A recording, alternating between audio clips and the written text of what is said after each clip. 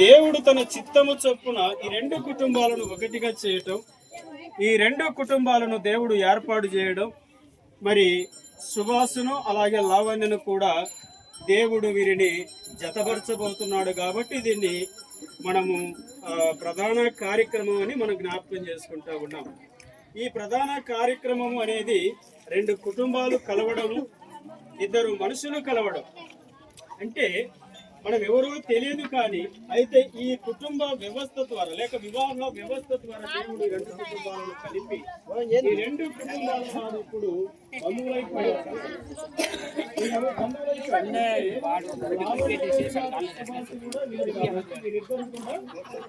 కాబట్టి బాధను కూడా పంచుకుంటారు. ఎందుకంటే వివాహ వ్యవస్థ అనేది ప్రేమ మరి రెండు కుటుంబాలను కలిపేసిన దేవుని సంకల్పం. దేవుని గ్రంథంలో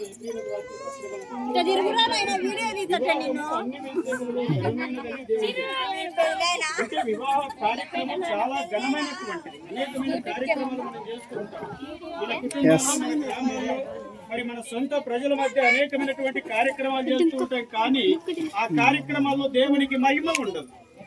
కేవలం మనము సంతోషపడడానికి చేసుకుంటాం కానీ కార్యక్రమాలు. అయితే దేవుడి చిత్తం ఏంటంటే మరి దేవుడు ఈ కార్యక్రమం ద్వారా దేవుడు మహిమపరచబడాలి. ఈ కార్యక్రమం ద్వారా దేవునికి మహిమ రావాలి. అందుకే దేవుని గ్రంథంలో రాయబడింది. ఇక్కడ 11వ వచనములు చూస్తే, ఎఫెసీయులకు రాసిన పత్రిక 11వ అధ్యాయం 11వ వచనంలో, మరియు క్రీస్తునందు ముందుగా నిర్ణయించిన మనం తన మహిమకు కీర్తి కలగవలనని దేవుడు తన చిత్త ప్రకారమైన సంకల్పమును బట్టి మనను ముందుగా నిర్ణయించానని రాయబడింది. దేవుడు నిర్ణయించాడు. మనుషులు కాదు కానీ నిర్ణయించింది. ప్రతి కార్యమును కూడా దేవుడే నిర్ణయించేటువంటి వాడు. ప్రతి కార్యమును జరిగించేవాడు దేవుడే.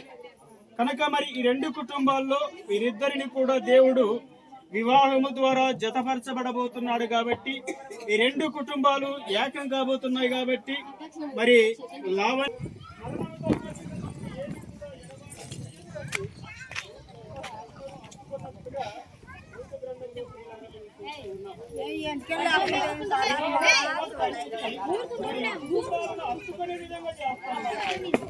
ఎవరికి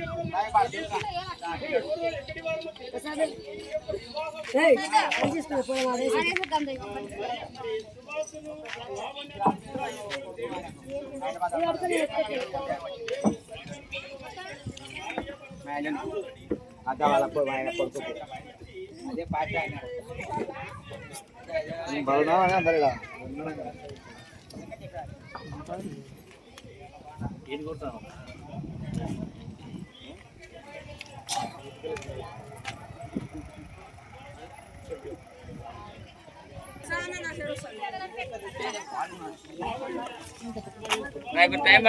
టైం పడతాయి. వివాహమైన తర్వాత శుభాస లేని సందర్భాలు ఎవరైనా వచ్చి ఎవరిదమ్మా ఇల్లు అన్నాడు. అవేమంటుంది?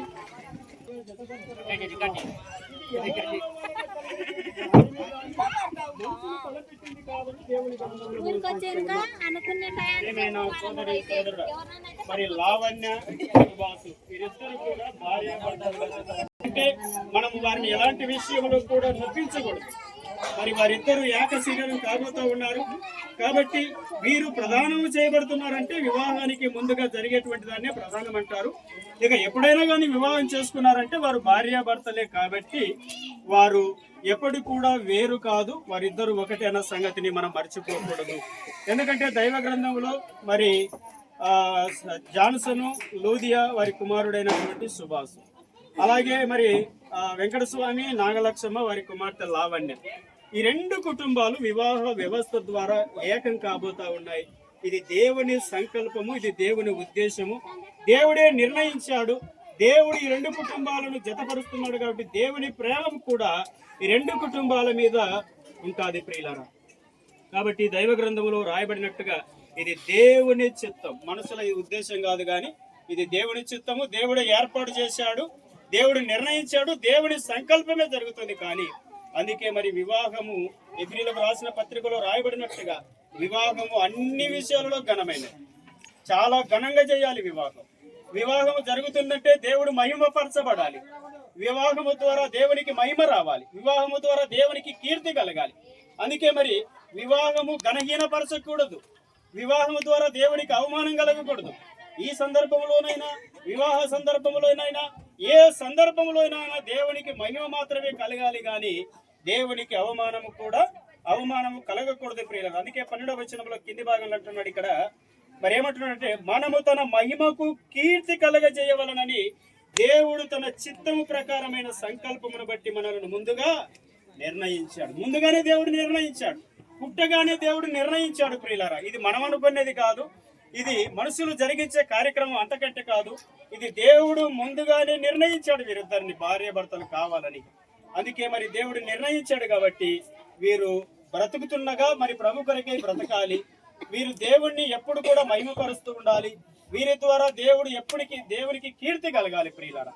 మరి 2 కుటుంబాల ద్వారా వీరి ద్వారా దేవునికి ఎప్పుడు కూడా ఎల్లప్పుడు కూడా కీర్తి కలగాలని దేవుని గ్రంథంలో మనం చూస్తూ ఉన్నాం.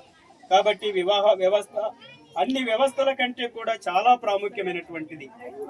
ఆనాడు మరి యేసేపుకు మరియమ్మను ప్రదానము చేయబడింది, ఆమె కన్యకని రాయబడింది. అంటే వీరిద్దరు కూడా ఇప్పుడు ఈమె కూడా లావణ్య కూడా కన్యకగా సుభాష్కు మరి ప్రదానము చేయబడుతూ ఉండగా ఈ ప్రధాన కార్యక్రమం ద్వారా మరి దేవుడు మహిమపరచబడాలని దేవుడు తన వాక్యం ద్వారా బయలుపరిచి మాట్లాడుతున్నాడు. దేవుడి మాటలు మన కొరకై దీవించి ఆశీర్వదించునుగాక. వీరిద్దరు ఇప్పుడు బైబిల్ చదువుతారు. బైబిల్ చదివిస్తాను వీళ్ళను. సుభాష్ దావీదు కీర్తనలు 127వ అధ్యాయం తీసుకో.